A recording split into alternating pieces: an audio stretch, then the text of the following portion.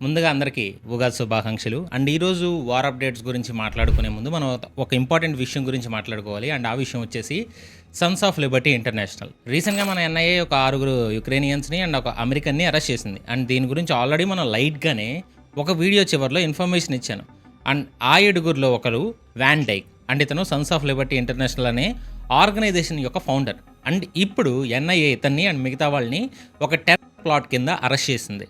And అలాగే Bangladesh president పవర్లో నుంచి పోకముందు, అంటే బంగ్లాదేశ్లో ఈ రివోల్ట్ జరగడానికి ముందు బంగ్లాదేశ్లో కూడా ఈ గ్రూప్ ఎంటర్ అయిందా. అండ్ ఫైనల్గా మిజోరాం సీఎం కూడా వీళ్ళ గురించి ఏమని వార్నింగ్ ఇస్తున్నాడు. అండ్ ఇంకా చాలా ఉన్నాయి ఈ వీడియోలో, వాటి గురించి మాట్లాడుకుందాం. అలాగే ఇజ్రాయెల్ ఇరాన్ ఇంటెలిజెన్స్ మినిస్టర్ని చంపేసింది. లాస్ట్ 2 డేస్లో ఇజ్రాయెల్ ఇరాన్ టాప్ లీడర్స్లో 3 చంపేసింది. అండ్ ఫైనల్గా సౌదీ ఇరాన్కి అగెనిస్ట్గా యుద్ధంలో దిగబోతుందని చిన్న హింట్స్ ఇస్తుంది. అండ్ ఈ వీడియోలో ఇంకా చాలా ఇంపార్టెంట్ టాపిక్స్ని కవర్ చేస్తాం. బట్ ఫస్ట్ ఇండియాలో జరుగుతున్న దాని గురించి మాట్లాడుకోవడం చాలా ఇంపార్టెంట్ కాబట్టి యుద్ధానికి రిలేటెడ్ కాకపోయినా ఇందులో యాడ్ చేసాం. సో ఇంకా లేట్ చేయకుండా వీడియో స్టార్ట్ చేద్దాం. సో అసలు ఎవరు ఈ వ్యాన్ డైక్ అండ్ ఇతని ఆర్గనైజేషన్ అయినా సన్ ఆఫ్ లిబర్టీ ఇంటర్నేషనల్ ఏం చేస్తుంది అండ్ ఇండియా వీళ్ళ గురించి ఎందుకు టెన్షన్ పడాలి అనేది చూద్దాం. మాథ్యూ ఆరోన్ వ్యాన్ డైక్, వయసు 45, అమెరికాలో బాల్టిమోర్ మేరీల్యాండ్లో పుట్టాడు. అండ్ యూనివర్సిటీ ఆఫ్ మేరీల్యాండ్లో పొలిటికల్ సైన్స్ చదివాడు. అండ్ ఆ తర్వాత జార్జ్ టౌన్ యూనివర్సిటీలో సెక్యూరిటీ స్టడీస్లో మాస్టర్స్ చేశాడు. అండ్ ఇది చాలా కీ పాయింట్, ఎందుకంటే జార్జ్ టౌన్ యూనివర్సిటీకి ఒక పేరు ఉంది, దానికి ఒక ఐడెంటిటీ ఉంది. అండ్ అదేంటంటే అమెరికాలో ఇంటెలిజెన్స్ అండ్ ఫారెన్ పాలసీ ప్రొఫెషనల్స్లో ఎక్కువ మంది ఇక్కడే చదువుకున్నారు. అండ్ అక్కడి నుంచి వచ్చిన చాలామంది సిఐఏ, స్టేట్ డిపార్ట్మెంట్లో పనిచేశారు. అండ్ ఇదేమీ కోఇన్సిడెన్స్ కాదు. అతను సిఐఏ అసెట్ అని ప్రూవ్ చేయగలిగిన లింక్. అంటే గవర్నమెంట్ అమెరికా ముందు ప్రూవ్ చేయలేదు, ఎందుకంటే అమెరికా ఒప్పుకోదు. బట్ మనకు అర్థం అవుద్ది కదా. చదువు అయిపోయాక వ్యాన్ డైక్ ఏం చేశాడంటే మోటార్ సైకిల్ మీద north Africa and middle east అంతా ట్రావెల్ చేశాడు.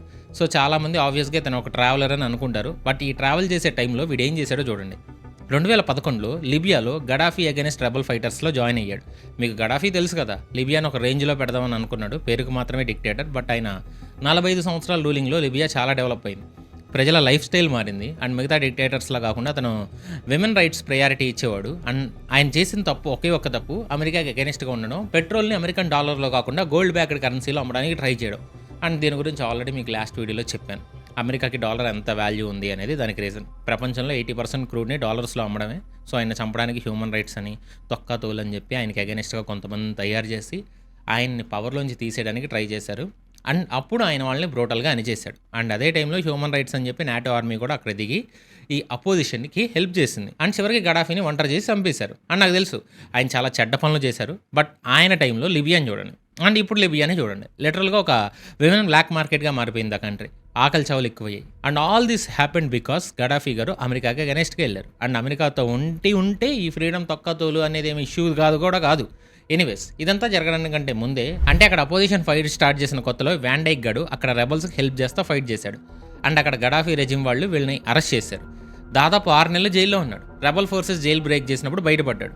ఇప్పుడు ఒక నిమిషం ఆలోచించండి, ఒక అమెరికన్ పర్సన్ లిబియా వెళ్ళి రెబల్ ఫైటర్స్తో జాయిన్ అవ్వడం, అరెస్ట్ అవ్వడం, తర్వాత ఎస్కేప్ అవ్వడం, ఇది మూవీ స్క్రిప్ట్లో ఉంది కదా. లిటరల్గా సిఏ ఏజెంట్ అని ప్రూవ్ చేయడానికి ఒక్క ఇన్సిడెంట్ చాలు. అండ్ దీని తర్వాత నాటో ఆర్మీస్ అటాక్ చేసి అండ్ వీడి పని కూడా అయిపోయింది. లిబియాని సర్వనాశనం చేసి వెనక్కి వెళ్ళాడు.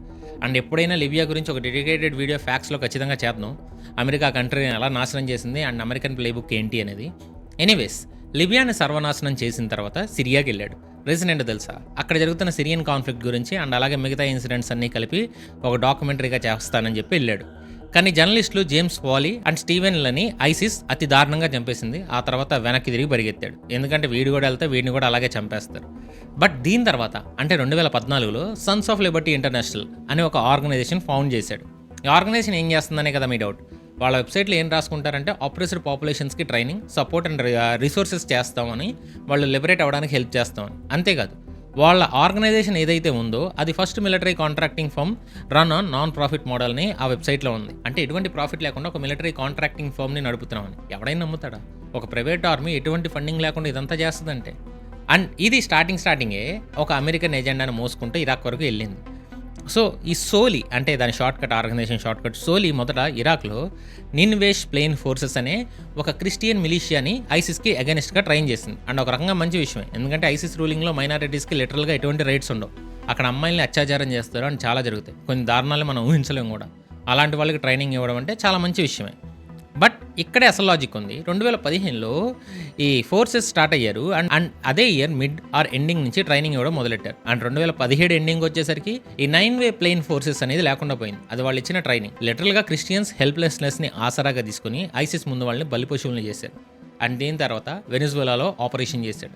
రీసెంట్గా వాడు వెనిజువెలాలో చేసిన ఆపరేషన్స్ గురించి ఒక పోస్ట్ కూడా పెట్టాడు. అందులో ఏముందో చెప్తాను చూడండి. ఇది ఆ వ్యాన్ డైక్ యొక్క ఎక్స్ అకౌంట్లో January 10, 2025 చేసిన పోస్ట్. మధురో ఇనాగరేషన్ రోజు అంటే పోస్ట్ చేసిన తర్వాత 2 నిమిషాల్లో ఇండియాలో అరెస్ట్ అయ్యాడు. ఆ పోస్ట్లో ఏం చెప్పాడంటే 2019 నుంచి ఒక వెనిజువేలియన్ రెబల్ కమాండర్తో కలిసి కోవర్ట్ ఆపరేషన్స్ రన్ చేస్తున్నాను. మేము మిషన్స్ ప్లాన్ చేస్తాం, నేను ఫండింగ్ ఇస్తాను. మీరు మీడియాలో ఆపరేషన్ అరోరో గురించి చదివే ఉంటారు, బట్ దాని వెనకాల ఎవరున్నారో జర్నలిస్ట్కి తెలియదు, ఇప్పుడు రివీల్ చేస్తున్నాం అని చెప్పాడు. బట్ ఒక నిమిషం ఆగండి, వాడు ఇక్కడ డైరెక్ట్గా మేమే కోవర్ట్ ఆపరేషన్స్ని రన్ చేస్తున్నాం అండ్ వాళ్ళకి ఫండింగ్ ఇస్తున్నాం అని కూడా చెప్పాడు.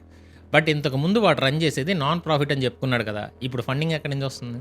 ఆ క్వశ్చన్ వాడు ఆన్సర్ చెప్పలేడు, కానీ మనకు తెలుసు CIA. అండ్ ఆ తర్వాత ఏం రాశారు చూడండి. My mission and that of sons of liberty international is to overthrow authoritarian regimes అని అన్నాడు. అంటే సోలి యొక్క గోల్ ఏంటంటే అథారిటేరియన్ గవర్నమెంట్స్ని ఓవర్త్రో చేయడం, లిటరల్గా రిజిమ్ చేంజ్ చేయడం. అండ్ చివరిలో రాసిన లైన్స్ చదవండి. To the leaders of Venezuela, Burma, Iran and other authoritarian regimes, we are coming for you. Russia cannot protect you anymore. You will share the fate of Assad in Syria. అంటే Venezuela, Burma, Iran and మిగతా authoritarian regimes మీకోసం మేము వస్తున్నాం. Russia మిమ్మల్ని protect చేయలేదు. సిరియాలో అసాద్కి ఏం జరిగిందో ఇప్పుడు మీకు కూడా అదే జరుగుద్ది అని చెప్పాడు. గైస్ ఇంకా వీడియోలో చాలా ఉంది. దానికంటే ముందు చిన్న రిక్వెస్ట్ ఏంటంటే ఎవరైనా కొత్త వాళ్ళు చూస్తుంటే మా రీసెర్చ్ వర్త్ అనిపిస్తే, మా రీసెర్చ్ ద్వారా మీ లైఫ్లో మేము ఏమన్నా వాల్యూ యాడ్ చేసామని మీకు అనిపిస్తే సబ్స్క్రైబ్ చేసి చూడండి గైస్. మీరు చేసే సబ్స్క్రైబ్ మాకు ఇలాంటి వీడియోస్ చేయడానికి ఒక మోటివేషన్లో ఉంటుంది. అండ్ వీడియోని లైక్ చేయండి, మీ ఫ్రెండ్స్ అండ్ ఫ్యామిలీకి కుదిరితే షేర్ చేయండి, ఎందుకంటే ఇండియాలో ఏం జరుగుతుందో అందరికీ తెలియాలి కదా.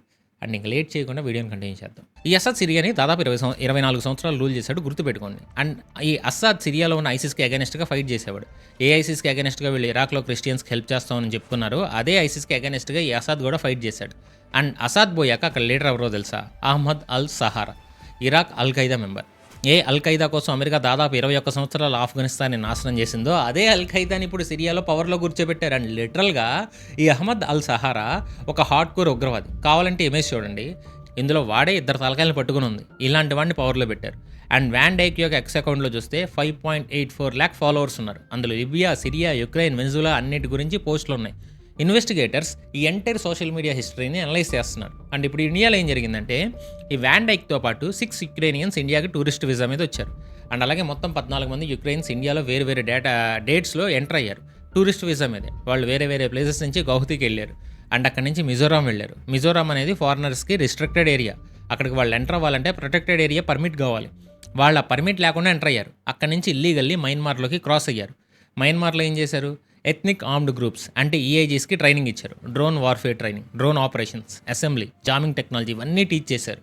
అండ్ ఇంకొక సీరియస్ డీటెయిల్ ఏంటంటే యూరోప్ నుంచి డ్రోన్స్ తెప్పించారు. ఆ డ్రోన్స్ కన్సైన్మెంట్ ఇండియా గుండా మయన్మార్కి రూట్గా యూజ్ చేశారు. అండ్ ఇప్పుడు ఇండియాకి కనెక్ట్ అవుతున్న డాట్స్ చూడండి. మయన్మార్లో జుంటా అనే మిలిటరీ రెజిమ్ నడుస్తుంది. వాళ్ళకి అగెనిస్ట్గా ఉండే ఆర్మ్డ్ గ్రూప్స్కి ట్రైనింగ్ ఇచ్చాడు. ఈ ఆర్మ్డ్ గ్రూప్స్ ఇండియా నార్త్ ఈస్ట్లో బ్యాండ్ ఆర్గనైజేషన్స్కి కనెక్ట్ అయ్యి ఉన్నాయి. డ్రోన్స్ యూరోప్ నుంచి ఇండియా గుండా మయన్మార్కి వెళ్ళాయి. ఇండియా టెరిటరీ ట్రాన్సిట్ రూట్గా యూజ్ అయ్యింది. అండ్ 2019లో ఇతని సోలి ఇండియాలో క్రిస్టియన్ పర్సెక్యూషన్ గురించి రిపోర్ట్ చేసింది. ఫాక్స్ న్యూస్లో వచ్చింది. దాని తర్వాత హసీనా వార్నింగ్ ఇచ్చింది. ఆమె ఏమని వార్నింగ్ ఇచ్చిందంటే 2024లో బంగ్లాదేశ్లో రివోల్ట్ జరగడానికి కొన్ని నెలల ముందు షేక్ హసీనా పార్టీ ఒక మీటింగ్లో చాలా సీరియస్గా చెప్పింది. ఆమె ఏమన్నంటే 2024 ఎలక్షన్స్కి ముందు ఒక వైట్ మ్యాన్ ఆమె దగ్గరికి వచ్చాడని. ఆ వైట్ మ్యాన్ ఏమన్నాడంటే మీకు పవర్లో ఉండడానికి హెల్ప్ చేస్తాం, కానీ బంగ్లాదేశ్ టెరిటరీలో ఒక ఫారెన్ నేషన్కి ఎయిర్ బేస్ బిల్డ్ చేయనివ్వండి అని. కానీ దానికి హసీనా ఒప్పుకోలే. అండ్ ఆమెకి వాళ్ళు ఏం చెప్పారంటే ఈస్ట్ టైమర్ లాగా బంగ్లాదేశ్ యొక్క చటోగ్రామ్ రీజియన్ అండ్ మయన్మార్ కలిపి ఒక క్రిస్టియన్ కంట్రీని క్రియేట్ చేయాలని ప్లాన్ ఉందని ఆయన చెప్పాడంట. అలా చేసాక వాళ్ళు అక్కడ ఒక బేస్నే తయారు చేయాలని అనుకుంటున్నారని. అండ్ ఆ వైట్ మ్యాన్ ఎవరో అండ్ ఆ కంట్రీ చెప్పలేదు, కానీ అందరికీ అర్థమైంది. అయితే 2024లో ఆమె ఎలక్షన్స్కి గెలిచాక వార్నింగ్ ఇచ్చింది. అండ్ హసీనా వార్నింగ్ ఇచ్చిన కొన్ని నెలల తర్వాత ఏం జరిగింది? బంగ్లాదేశ్లో రివోల్ట్ వచ్చింది. 500 కంటే ఎక్కువ మంది చనిపోయారు. హసీనా ఇండియాకి పారిపోయి వచ్చింది. ఇప్పుడు బంగ్లాదేశ్లో వేరే గవర్నమెంట్ ఉంది. అప్పుడు చాలామంది హసీనా వార్నింగ్ని సీరియస్గా తీసుకోవాలి. కానీ ఇప్పుడు వ్యాన్ డైక్ అరెస్ట్ అయ్యాక ఎక్స్పర్ట్స్ చెప్తున్నారు ఈ 2 ఇన్సిడెంట్స్ కనెక్ట్ అయ్యి ఉండొచ్చని. అండ్ దీనికి కొన్ని సంవత్సరాల ముందే వర్క్ స్టార్ట్ అయింది. వ్యాన్ డైక్ యొక్క సోలి 2019లో ఇండియాలో క్రిస్టియన్ పర్సెక్యూషన్ గురించి ఫాక్స్ న్యూస్లో రిపోర్ట్ చేసింది. అండ్ ఈ రిపోర్ట్ నార్త్ ఈస్ట్లో ఉన్న క్రిస్టియన్స్ని రెచ్చగొట్టడానికే చేసింది. ఎందుకో చెప్తాను చూడండి. వ్యాన్ డైక్ ఎక్స్ అకౌంట్లో బర్మా, ఇరాన్ అన్నిటికీ వీఆర్ కమింగ్ ఫర్ యూ అని థ్రెడ్ చేశాడు. బర్మా అంటే Myanmar. Van Dyke India north ఈస్ట్లో స్పెసిఫికల్లీ మిజోరాం గుండా మయన్మార్లో ఆపరేషన్స్ చేశాడు. అండ్ హసీనా వార్న్ చేసిన same region Chattogram and Myanmar, అక్కడే వ్యాన్ డైక్ గ్రూప్ ఆపరేట్ చేసింది. అండ్ ఇద్దరి జియోగ్రఫీ అర్థం చేసుకోవాలి. Mizoram predominantly Christian state, Myanmar చిన్న స్టేట్ కూడా, అంటే ఏదైతే వాళ్ళు టార్గెట్ చేస్తారో ఆ state predominantly Christian. Bangladesh Chattogram కూడా ఆ రీజియన్లోనే ఉంది, బే ఆఫ్ బెంగాల్కి దగ్గరగా. చైనాని మానిటర్ చేయడానికి perfect strategic location. India, China, Myanmar ఈ మూడింటిని బోర్డర్స్ మీట్ అయ్యే చోటది. అమెరికాకి అక్కడ ఒక బేస్ ఉంటే చైనాని డైరెక్ట్లీ వాచ్ చేయొచ్చు, గమనించవచ్చు.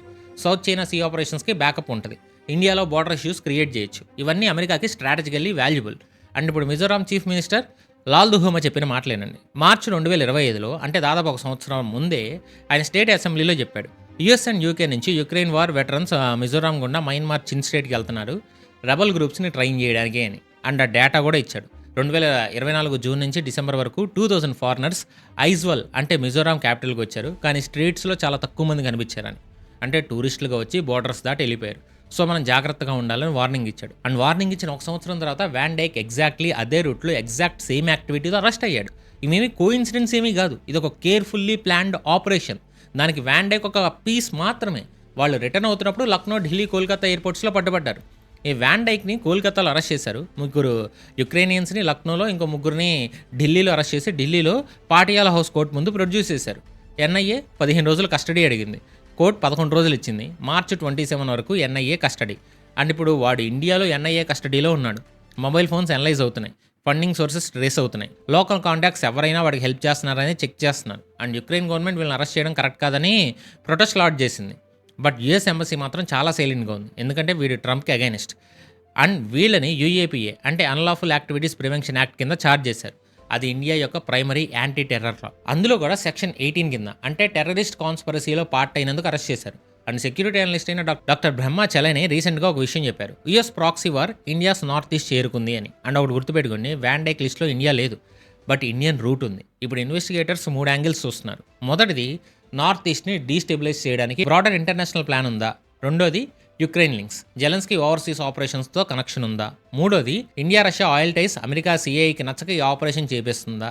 సో దాంతో ఈ ఆపరేషన్ వచ్చిందా అని ఇవన్నీ చూస్తారు. అండ్ మీరు ఇక్కడ ఒకటి గుర్తుపెట్టుకోవాలి, సిఐఏ గవర్నమెంట్కి పనిచేయదు, అమెరికన్ సీక్రెట్ ఏజెన్సీని డీప్ స్టేట్ అని అంటారు. అండ్ వీళ్ళు అమెరికాని పవర్ఫుల్గా ఎలా ఉంచాలనేదే చూస్తారు.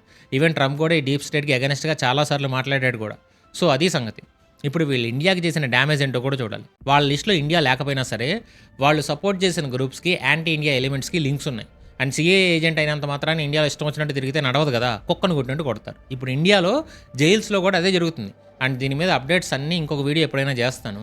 అండ్ ఇప్పుడు మన war updates, Iran Israel war updates గురించి చూద్దాం. నాకు తెలుసు చాలా వరకు ఇష్యూ గురించే మాట్లాడానని, బట్ ఇది చాలా ఇంపార్టెంట్ కాబట్టి మాట్లాడా. అండ్ ఇది మనకు తెలియాల్సిన ఇష్యూ కూడా. అండ్ దీనికి ప్రెసెంట్ జరుగుతున్న వారికి ఏమైనా సంబంధం ఉందా అంటే ఎస్ ఉంది. సిఐఏ మిగతా దేశాల్లో ఎలా చేసిందో ఇరాన్లో కూడా అలాగే చేస్తుంది. ఇరాన్ గవర్నమెంట్ ఏమీ మంచిది కాదు, అక్కడ మైనారిటీస్కి ప్రొటెక్షన్ లేదు, ఫ్రీ విల్ ఉండదు, బట్ అలాని యూఎస్ఏ ఏమీ మంచిదని కాదు కదా. అండ్ ఇప్పుడు ఇజ్రాయెల్ ఇరాన్ యొక్క ఇంటెలిజెన్స్ మినిస్టర్ ఇస్మాయిల్ ఖాతిబ్ని చంపేసింది. అండ్ దీన్ని Iran president Masoud Pezeshkian directly confirm చేశాడు. ఆయన ఎక్స్లో పోస్ట్ చేసి దీన్ని కోవర్డ్లీ అసాసినేషన్ అని కాల్ చేశాడు. సో ఇస్మాయిల్ ఖాతిబ్ ఎవరు అంటే ఇరాన్ యొక్క ఇంటెలిజెన్స్ మినిస్టర్. 2021లో ఫార్మర్ ప్రెసిడెంట్ ఇబ్రహీం రైసీ దగ్గర నుంచి అపాయింట్మెంట్ వచ్చింది. ఖమేనీ దగ్గరే ట్రైనింగ్ తీసుకున్నాడు. సుప్రీం లీడర్ ఆఫీస్లో సీనియర్ పోస్ట్లో వర్క్ చేశాడు. యూఎస్ అండ్ ఎలైస్ మీద సైబర్ అటాక్స్ చేసినందుకు 2022లో యూఎస్ ట్రెజరీ వీడిని శాంక్షన్ చేసింది. అంటే అతను ఇరాన్ యొక్క ఇంటెలిజెన్స్ అండ్ సైబర్ ఆపరేషన్స్ రెండిట్లో కీ పర్సన్. అండ్ దీనికంటే ఒకరోజు ముందే, అంటే ట్యూస్డేన ఇజ్రాయిల్ ఇరాన్ యొక్క టాప్ సెక్యూరిటీ అఫీషియల్ అలీ లార్జాని చంపేసింది. అది మనం మాట్లాడుకున్నాం. సో ఈ 2 రోజులు 3 టాప్ ఆఫీషియల్స్ని చంపేశారు. Intelligence minister, top security official, paramilitary head. And దీని తర్వాత Israel defence minister Israel cards చాలా డైరెక్ట్గా ఒక స్టేట్మెంట్ ఇచ్చాడు. అదేంటంటే, ప్రైమ్ మినిస్టర్ నెతాన్యాహు అండ్ నేను ఐడిఎఫ్కి పర్మిషన్ ఇచ్చాం. ఏ సీనియర్ ఇరానియన్ అఫీషియల్ అయినా ఇంటెలిజెన్స్ సర్కిల్ క్లోజ్ అయితే ఎక్స్ట్రా అప్రూవల్ లేకుండా ఎలిమినేట్ చేయొచ్చు అని. అంటే ప్రీ అప్రూవ్డ్ కిల్ లిస్ట్ ఉంది, టార్గెట్ కన్ఫర్మ్ అయిన వెంటనే స్ట్రైక్ చేయొచ్చు. అండ్ యాక్చువల్గా ఖాతిబ్ చావు ఇరాన్ ప్రజలకు హెల్ప్ చేయొచ్చు, ఎందుకంటే అతను ప్రొటెస్టర్స్ని అరెస్ట్ చేయించి చంపించిన వ్యక్తి. వాళ్ళకి రీప్లేస్మెంట్స్ ఉంటారు కానీ ఇవి మెయిన్ ఫిగర్స్ అని. అంటే ఇరాన్ లోపల కూడా కొందరికి ఇది గుడ్ న్యూస్లా అనిపించింది. బట్ ఇక్కడ అసలు క్వశ్చన్ ఏంటంటే, ఇది ఇజ్రాయెల్కి విక్టరీనా? షార్ట్ టర్మ్లో ఎస్, కానీ లాంగ్ టర్మ్లో నో. ఎందుకంటే ఇరాన్ సిస్టమ్ ఎలా వర్క్ అవుతుందో, ఒక పర్సన్ పోతే ఒక పర్సన్ వస్తాడు, ఖమేనీ చనిపోయాడు, మోస్తాబ్ వచ్చాడు, లార్జాని పోయాడు, ఇంకొకరు వస్తారు, ఖాతిబ్ పోయాడు, ఇంకొకరు వస్తారు, సిస్టమ్ నడుస్తూనే ఉంటుంది. అండ్ ఈ కిల్స్ వల్ల ఇరాన్ ఇంకా అగ్రెసివ్ అవుతూనే ఉంటుంది. వెన్స్డే ఇరాన్ స్ట్రైక్స్ వల్ల ఇజ్రాయెల్ 2 చనిపోయారు. మరి దుబాయ్లో బ్లాస్ట్ అండ్ డ్రోన్ ఇంటర్సెప్షన్స్ కూడా జరిగాయి. Qatar, Kuwait, Iraq, Bahrain, Saudi అరేబియాలో కూడా బ్లాస్ట్ రిపోర్ట్ అయ్యాయి. అంటే ఇరాన్ ప్రతిసారి ఈ టాప్ ఆఫీషియల్స్ కోల్పోయినప్పుడు ఇంకా వైడర్ అటాక్స్ చేస్తుంది. అండ్ ఈరోజు ఉదయం జరిగిన ఇన్సిడెంట్స్ చూస్తే మిడిల్ ఈస్ట్ కూడా ఈ వార్లోకి ఎంటర్ అయ్యే ఛాన్స్ కనిపిస్తుంది. ఎందుకంటే ఈరోజు ఉదయం జరిగిన అప్డేట్స్ చూస్తే ఇప్పుడు వార్ ఒక కంప్లీట్లీ న్యూ లెవెల్కి వెళ్ళిపోయింది. మొదట ఇజ్రాయెల్ ఏం చేసిందంటే ఇరాన్ యొక్క సౌత్ పార్స్ గ్యాస్ ఫీల్డ్ మీద అటాక్ చేసింది. సౌత్ పార్స్ ఏంటంటే ఇది ప్రపంచంలోనే అతిపెద్ద న్యాచురల్ గ్యాస్ ఫీల్డ్. ఇరాన్ యొక్క ఎనర్జీ ఇన్ఫ్రాస్ట్రక్చర్కి బ్యాక్ బోన్. అంటే కర్గాయిల్ అండ్ ఆయిల్ తర్వాత సౌత్ పార్స్ గ్యాస్ అంటే ఇరాన్ ఎకానమీకి 2 కళ్ళు. ఒకటి ముందే డ్యామేజ్ అయింది, ఇప్పుడు రెండోది కూడా హిట్ అయింది. అండ్ ఇరాన్ వెంటనే రిటాలియేట్ చేసింది. ఆ రిటాలియేషన్ ఇజ్రాయెల్ మీద కంటే అరబ్ నేషన్స్ మీద ఎక్కువ పడింది. ఖతార్లో రాస్ లఫన్ ఇండస్ట్రియల్ సిటీ మీద మిసైల్స్ వేసింది. రాస్ లఫన్ ఏంటంటే అది ప్రపంచంలో అతిపెద్ద ఎల్ఎన్జీ అంటే liquefied natural gas export plant. ప్రపంచం గ్యాస్ సప్లైలో దాదాపు 20% ఈ ఒక్క ప్లాంట్ నుంచి వస్తుంది. అందులో 5 మిసైల్స్ వేసింది ఇరాన్. 4 ఇంటర్సెప్ట్ అయ్యాయి, ఒకటి తగిలింది. చాలా ఎక్కువ డ్యామేజ్ అయిందని ఖతరీ అథారిటీస్ కన్ఫర్మ్ చేశారు. అండ్ గురువారం తెల్లవారుజామున మళ్ళీ అటాక్ జరిగింది. ఫైర్ కూడా మొదలైందంట, అంటే ఈరోజు మార్నింగ్. ఈ ఒక్క ప్లాంట్ డ్యామేజ్ అయిందంటే యూరోప్ అండ్ ఏషియాకి గ్యాస్ సప్లై డిస్రప్టెడ్ అవుతుంది. ఇది హార్మూజ్ క్లోజర్ కంటే ఎక్కువ డ్యామేజ్ దీనివల్ల అవుతుంది. ఎందుకంటే హార్మూజ్ క్లోజ్ అయినా వేరే రూట్స్లోంచి షిప్ రావచ్చు. ఒక 18 రోజులు ఎక్స్ట్రా అండ్ కొంచెం ఎక్కువ కాస్ట్ అవుతుంది. బట్ ఇప్పుడు ఈ సప్లై చైన్నే నాశనం చేస్తున్నారు. గ్యాస్ ప్రైసెస్ ఒక్కసారిగా సర్జ్ అయ్యాయి. ఆయిల్ కూడా $11.90 పర్ బ్యారెల్కి వెళ్ళిపోయింది, దాదాపు 8% జంప్. అండ్ అదే రాత్రి అబుదాబిలో హబ్షన్ గ్యాస్ ఫెసిలిటీస్ మీద కూడా అటాక్స్ జరిగాయి. వాటిని ఇంటర్సెప్ట్ చేసింది, కానీ ఇరాన్ స్ట్రైక్ ఇంటర్సెప్ట్ చేసిన తర్వాత వచ్చిన డెబ్రిస్ ఉంటాయి కదా, ఇవి అబుదాబి నేషనల్ ఆయిల్ కంపెనీ మీద పడ్డాయి. అండ్ దాన్ని వెంటనే షట్ డౌన్ చేశారు. అది రోజుకి 6 billion cubic feet gas produce చేస్తుంది. అంటే సౌత్ కొరియా ఒక రోజు వాడే ఎనర్జీని అది ప్రొడ్యూస్ చేస్తుంది. అండ్ సౌదీ అరేబియా మీద కూడా అటాక్స్ జరిగాయి. ఈస్టర్న్ రీజియన్లో ఒక గ్యాస్ ఫెసిలిటీ మీద డ్రోన్ అటాక్ జరిగింది. సౌదీ ఇంటర్సెప్ట్ చేసింది, కానీ సౌత్ రియాద్ రిఫైనరీ దగ్గర బ్యాలిస్టిక్ మిసైల్ షార్ట్ నిలబడింది. ఇప్పుడు ఖతర్ రియాక్షన్ చూడండి. ఖతర్ చాలా సీరియస్గా ఉంది. ఫారెన్ మినిస్ట్రీ స్టేట్మెంట్ ఇచ్చింది. ఇది చాలా dangerous escalation, flagrant violations of sovereignty, direct threat to national security అని. And Iran military and security attache చూస్తే ఇరాన్ ఎంబసీ అఫీషియల్స్కి ఒక 24 అవర్స్ నోటీస్ ఇచ్చింది. 24 గంటల్లో వాళ్ళు ఖతర్ వదిలి వెళ్ళాలి అని. బేసికల్లీ ఇరాన్కి ఖతర్ డిప్లొమాటిక్ ఛానల్స్ క్లోజ్ చేసింది. సో అండ్ సౌదీ అరేబియా కూడా చాలా స్ట్రాంగ్గా రియాక్ట్ చేసింది. సౌదీ డిఫెన్స్ మినిస్ట్రీ స్టేట్మెంట్ ఏముందంటే ఇరాన్ మీద ఉన్న లిటిల్ ట్రస్ట్ కూడా కంప్లీట్గా పోయింది అని. ఇది చాలా సిగ్నిఫికెంట్ స్టేట్మెంట్. ఎందుకంటే సౌదీ అరేబియా ఇంతవరకు న్యూట్రల్గా ఉంది. ఇరాన్తో 2023లో చైనా మీడియేషన్తో డిప్లొమాటిక్ రిలేషన్స్ రీస్టోర్ చేసుకుంది. వార్లో ఏ సైడ్ తీసుకోవాలి, కానీ ఇప్పుడు వాళ్ళ సాయిల్ మీద అటాక్స్ జరిగాయి. రిఫైనరీస్ హిట్ అయ్యాయి. అంటే సౌదీ అరేబియా వార్లోకి దిగే పాసిబిలిటీ ఇప్పుడు చాలా హైగా ఉంది. సౌదీ అరేబియా దిగితే ఇరాన్ వర్సెస్ యూఎస్ ఇజ్రాయెల్ కాదు, ఇరాన్ వర్సెస్ ఎంటైర్ అరబ్ అవుతుంది. ఇరాన్ కంప్లీట్లీ ఐసోలేట్ అవుతుంది. అండ్ ఇరాన్ ప్రెసిడెంట్ పెజెస్కియాన్ కూడా ఈరోజు వార్నింగ్ ఇచ్చాడు. అదేంటంటే మేము చేసేదానికి ప్రపంచం మొత్తం సఫర్ అవుతుంది, జాగ్రత్త అని. బట్ ఒకసారి గల్ఫ్ నేషన్స్ ఈ వార్లోకి దిగితే యుద్ధం ఆల్మోస్ట్ వన్ సైడెడ్ అవుతుంది, ఇరాన్ పని అయిపోతుంది. సో ఈరోజు ఇవి వార్ అప్డేట్స్. ఇంకొన్ని ఉన్నాయి, వాటి గురించి మనం రేపటి వీడియోలో మాట్లాడుకుందాం. అండ్ వన్స్ అగైన్ అందరికీ ఉగాది శుభాకాంక్షలు. ప్రపంచం మొత్తం యుద్ధాలు చేస్తున్నా మనం కొంచెం సేఫ్గా ఉన్నామని ఇండియా సైడ్ కొంచెం పర్లేదు అనిపించింది. అండ్ కొత్త వాళ్ళు ఎవరైనా చూస్తుంటే ఛానల్ని సబ్స్క్రైబ్ చేయండి. అండ్ ఇలాంటి మా రీసెర్చ్ మీకు వర్త్ అనిపిస్తే ఖచ్చితంగా సబ్స్క్రైబ్ చేసి సపోర్ట్ చేయండి. ఇండియాలో ఏం జరుగుతుందో అందరికీ తెలియాలంటే ఖచ్చితంగా వీడియోని షేర్ చేయండి. ఈ వీడియో చివరి వరకు చూసిన ప్రతి ఒక్కరికి love you so much. This is your signing off.